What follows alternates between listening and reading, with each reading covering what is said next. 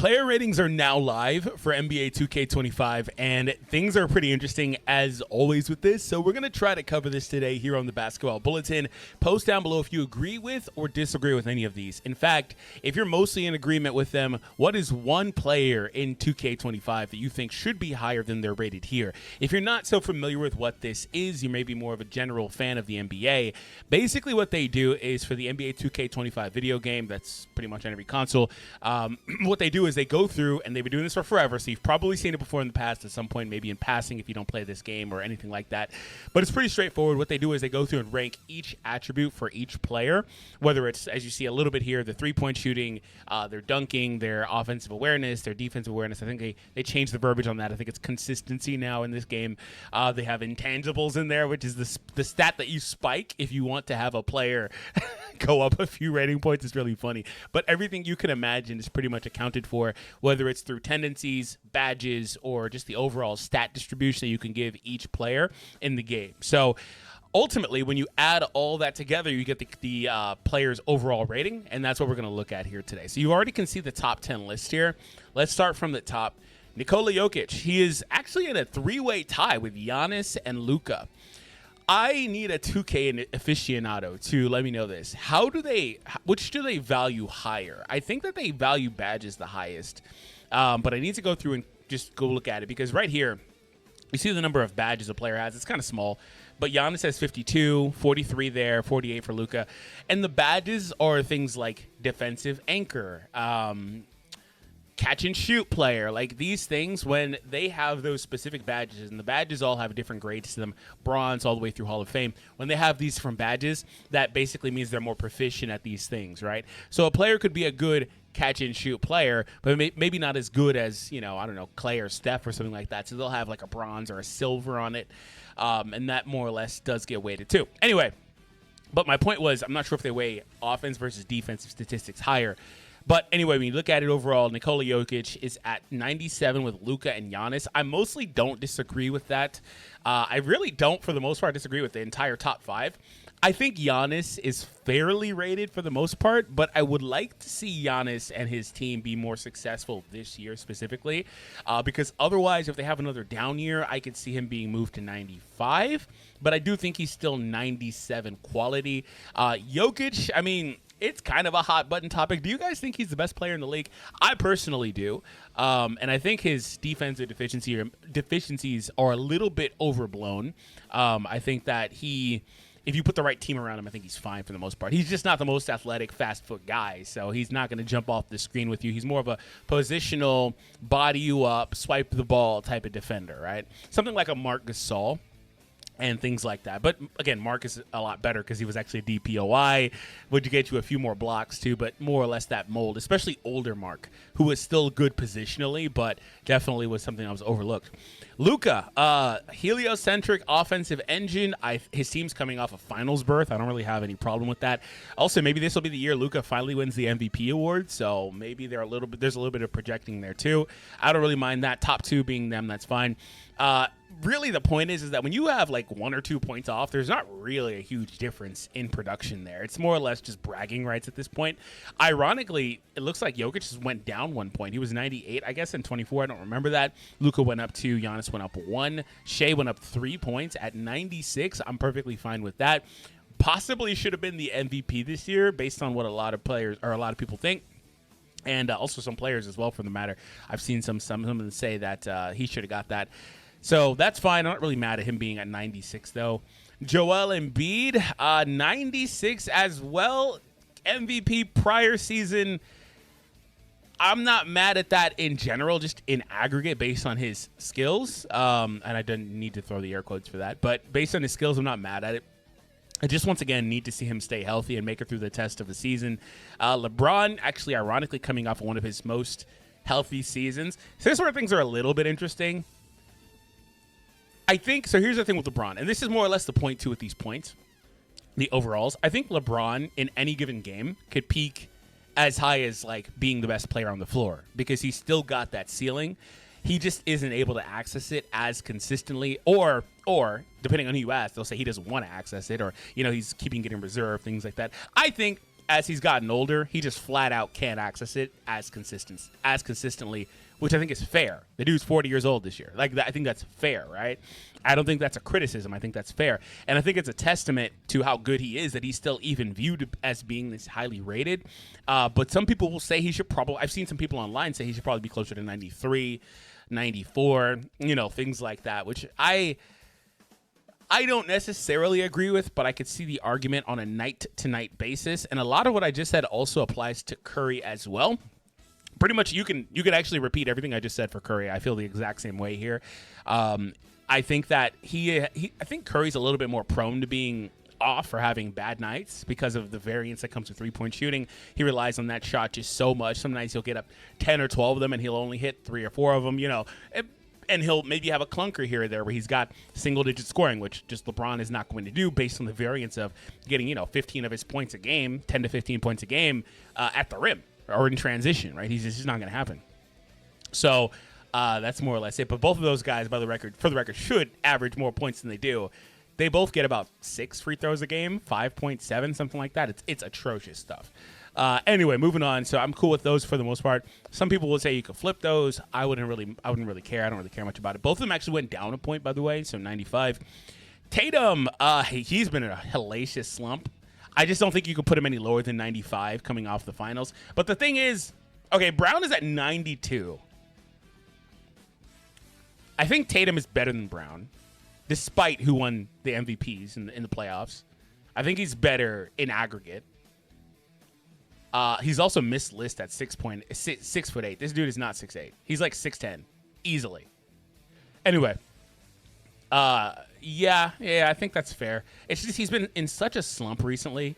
I'd like to know when 2K does these ratings. Is it a projection? Is it based off of the playoffs? Is it based on the season? I'd like to know that. KD at 94 went down 2 points. Okay, yeah, I'm cool with that too.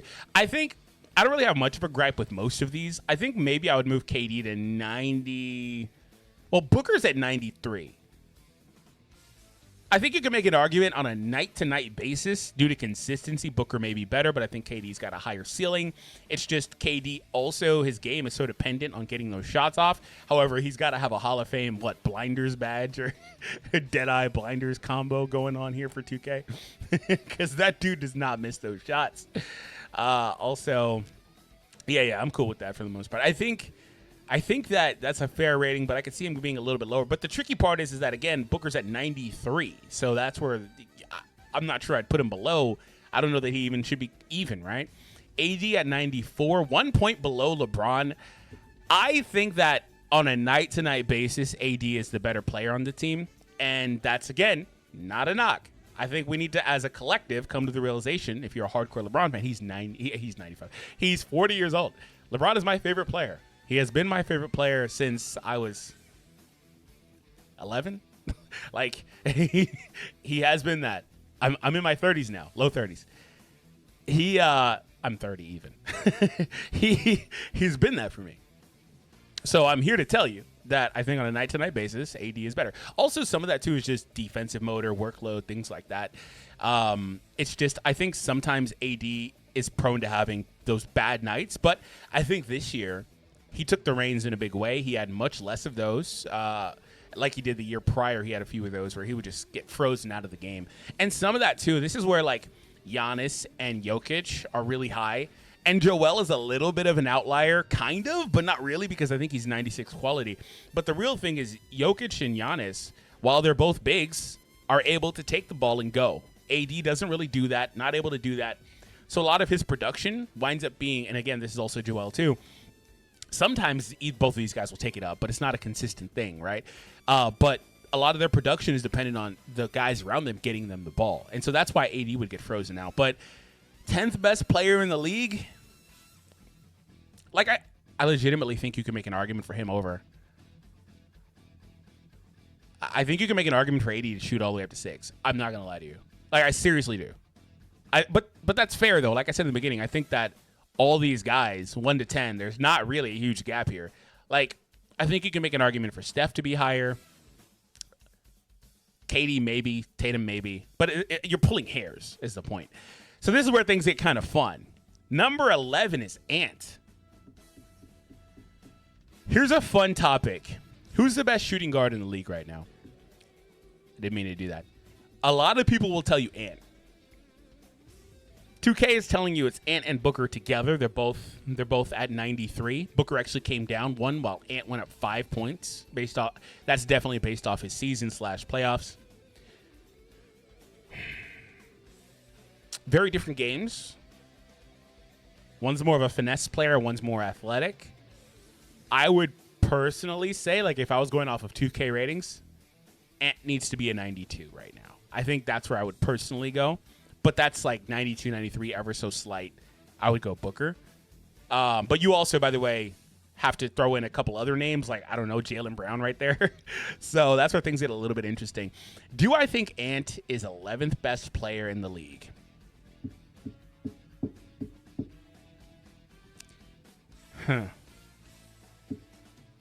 You know, just based on the last year, I may actually be inclined to give that to Brown. But that's where things get a little bit tricky. Because do you think that if you swapped Brown and Edwards, that Brown would be able to lead the Timberwolves as their number one option? Do you think that's what's happening there? If they're pushing to the conference finals in basically what, like his second year in the playoffs? Like situationally. Brown's also much older, so he's gotten time to develop more than Ant has. I think that's the real feather in Ant's cap. Is that 93 is a little bit of a projection. He should be, from here on, 93, 94, 95, 96, 97 for like the next 10 years in this game. Seriously. He shouldn't go any lower. So that's also probably a little bit of a projection where Booker, Brown, within the next few years, are going to start going down a little bit. It's a little bit weird. But I think those three are pretty much in a three-way deadlock. We look at Jaylen. We're going to go through the top, like, 25, by the way. So if you haven't already, I forgot to say so probably, make sure you subscribe to Basketball Bulletin. Jalen Brunson, 13. See, but look, 11, 12, 13 are all in a tie, and they're 1 point behind 10. This is not a huge deal. So Brunson's basically 11, right? It's a tie. I think you can make an argument for Brunson to shoot like literally up to 7 based on the merit of what he did last year. However, my one thing with Brunson is that first and foremost, the Knicks won 50 games last year? For context, the Lakers won 47 games last year, I believe, in a 10 times harder conference. But at the same time, they weren't able to push in the playoffs. They ran into the brick wall, literally, while Brunson and his team pushed pretty far. So my only thing with the Knicks is I don't have any gripes against them or anything. I just wonder how much of last season was a little bit of fool's gold because of the state of the Eastern Conference. I mean, the West is literally a bloodbath where even bottom feeder teams are good. There's only like 1 or 2 teams in the entire Western Conference that aren't good. So if you're a Western Conference team winning over 40 games, 45 games, your team was really damn good. And if you played Eastern competition the entire year, you might have been liable to win 55, 60 games. And I'm not joking. I am not joking.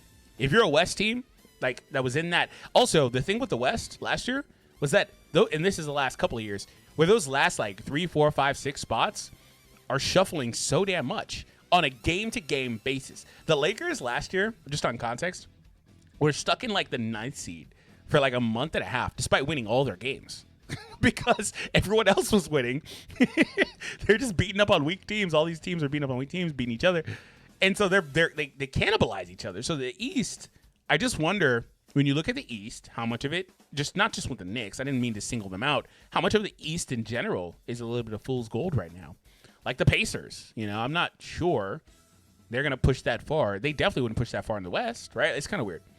But Brunson, like I said in the beginning, I think he can push to 7. And I think that his production may go down a little bit just because they added more players, but I think their team's going to be, in aggregate, super duper good. They are definitely a title contender for the record, so here's the thing about the East. And this has been true since, I got an alarm going off. This has been true since LeBron was there. And it's a little bit of fool's gold because what happens in the East is you push through, you get a nice playoff run, you may break through and make it to the finals, but in most cases, you're playing the better team that's battle-tested out of the West. So you'll steamroll through the East, but then play the best team in the league on the West side. There's no chance for variance because, for example, maybe if you were in a tougher bracket or if you had a tougher conference, there'd be tougher brackets to where the best team may get maybe have some injuries or something. They get knocked off in the first round.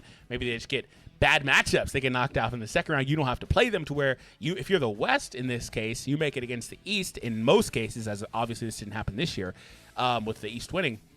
In most cases, like let's go back to the Warriors-Lakers or Warriors-Cavs. You're the best team in the league. You're pushing through, and like you're going to steamroll the Eastern team because they weren't quality enough to make it through the finals or to the finals. And again, not a criticism on LeBron. In fact, for me, I personally wish that a couple of those years he didn't push so hard and make it so hard because it would have really died down some of the discourse with him. However, it goes both ways because that's also a little bit of a feather in his cap because nobody will ever tell me that not making there is better than losing, than getting there and losing. I mean, but at the end of the day, at the same time, you still lost, right? So I guess that kind of goes both ways. It's just that's how the East is. So that being said, they're going to be a huge contender in the East because I mean the East only has maybe 3 contenders, right? Like actual legitimate contenders. There's some other teams that could dark horse their way in, but I think the East, off the top of my head anyway, may only have that. I love how this turned into more of like a general discussion. All right, Donovan Mitchell. I think he's 92 quality at his peak. This is where things get a little bit weird. I mean, like, Brown should be 93 deadlocked. Okay, fine. Kyrie, 92. He went up 2 points. I was just about to say he probably is, like, closer to 90. I'd be fine with 90. Kawhi went down 2 points. I'd be closer to 90 on him right now just because of his health and inconsistency. The problem with Kawhi is he's, like, damn near the most polarizing player in the NBA. Because his ceiling is so damn high when he's healthy. He's just never goddamn healthy. Also, it looks like it started to look a little bit like the injuries are taking their toll on him a little bit lately. But that being said, he's still giving you hella production, so you don't need it. Or it doesn't really make a huge difference. Wemby went up 7 points sophomore year, 91. Okay, I'm not mad at it. I'm not going to push him any higher than that, though. I think that he needs to these are obviously subject to change within the season. Maybe if the Spurs are decent, he pushes top 14, 15, but I don't really see him going up much more than that unless he's like making an MVP bid, which means that something went really, really right in San Antonio this year, which I don't think they have the roster for. Again, in the Western Conference, if they were in the East, they'd easily be a lock for the playoffs, and so they'd be a lock for the playoffs and not a play-in team. Also, a little bit of commentary on the play-in team thing. That's not really a bad thing if you're a play-in team. In particular, it's a good thing. It means that you don't want to be a play-in team.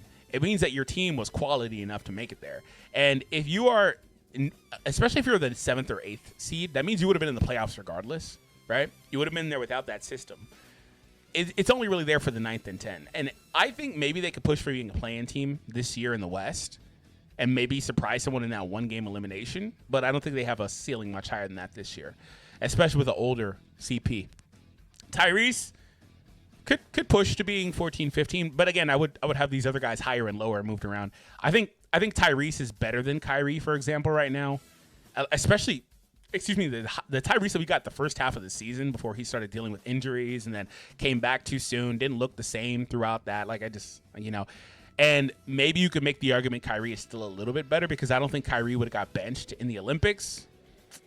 But that may also be a temperament thing. Maybe Tyrese was just more willing to. In fact, he was cool with getting the medal anyway. Maybe he was just more willing to do that, right, than Kyrie would have been. Also, different timelines. He's a young guy. Kyrie's in his 30s now, so totally different. Ja's a funny one because he could stand to climb like 7, 8 spots in this list. He actually could. He's been so out of sight, out of mind lately. He could stand to climb a bit. Memphis has been typically a 50-plus win team, aside from the last season where they pretty much mailed it in with a bunch of injuries and then the jaw situation taking him out. So they pretty much mailed it in last year, got a good pick out of it in Zach AD. I'd expect them to more or less go back to form, but with the way that the West is so hellacious right now, maybe top-end 40s, like 48, 49. But, Ja could stand to see himself go up. I don't think Dame is going any higher than this. He went down 5 goddamn points. Okay, so Dame shouldn't go down 5 points. He had a bad year last year. Didn't look like Dame last year. He says he's going to come back better. Throughout the season, maybe they bump him to 90, 91. That's about where I'd see him going. Jimmy, 89. Okay, that's fine. Boncaro went up 5 spots or 5 points to 89. I'm cool with that. There's a huge deadlock here. Between 21 and 26, there's a fat deadlock. All tied. Lillard, Butler, Boncaro, George, Young, Maxey, and then Adebayo at 88. And then Fox at 88 too. Okay. God damn it. This is a really tough stretch. 21 through 30 is disgusting. That's disgusting work. So, technically 32 because there's another deadlock. I'm not going to keep going because I keep seeing names down here that could be higher. Right? Like, I keep seeing names. I'm not going to go any further. Like, you could put 21, Dame through Zion. You could put all these dudes in a hat and pull them out and then have that be an okay order. That's seriously where this is at. This is a nasty deadlock for the most part. It really stops at Maxey, but I saw some names here, 27 through 30, that could be higher. Look at the Kings having 28 and 29 consecutive, both tied at 88. But they also have DeMar, too. Wasn't DeMar 88 as well? He's 87. Okay. So in aggregate, the Kings should be really good. Also, the freaking Celtics, 87, 87, 92, 93, whatever they had. They had some stuff going on. No, 92, 95, right? The Celtics are going to be crazy in this game. As they should be, defending champs.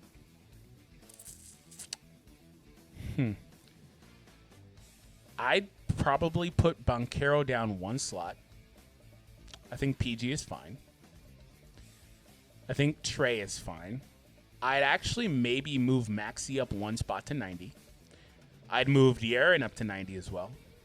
Sabonis is fine. Zion is fine at 88. I probably would push Bam to 90. They've got him 1 point behind Jimmy. Jimmy went down 6 goddamn points, though. Like, good Lord. They were giving him playoff Jimmy treatment there. That's what it was. But I think Bam, especially this year, is going to take more of the reins of that team. Yeah, I'd probably push him to 90. PG's fine. Dame's fine. You could also push Jimmy down to 88 and push Bam to 89. Maybe that works if you don't want to have like a 2-point difference. For the most part, though, I think, like I said, that whole group you could put in a hat and mix it up. Seriously. It's really interesting the way that this all breaks down. So, all in all, the main 5 is Joel, Shai, Giannis, Luka, and Jokic. 3-way 97, 2 96s, top 5. Do I think anyone else is top 5? No. I think they got the top 5 right. I think they got 5 right. I think those are the top 5 players in the league. That doesn't mean that anyone else between 6 and like 13 can't, on any given night, like I talked about with LeBron, be the best player in the game or in a game, or hell, maybe even a series, right? That's where things are just kind of tricky, though. But what do you think? Post down below, like I said, if there's any you don't agree with, you do agree with, maybe some players should be higher. I didn't want to go too deep into this. There could be other rankings you do where you also look at like top 3-point shooters, top dunkers, like all that stuff. But I wanted to just take a look at the overall because I thought this was the most polarizing thing. It's been out for a couple days, had some power issues, a little bit late. Anyway, if you want to see some more talk about some of these guys, and if you're interested in some of the Laker talk we talked about, check out the video that I did previously where we talk about Steph Curry coming to the Los Angeles Lakers. That's pretty interesting.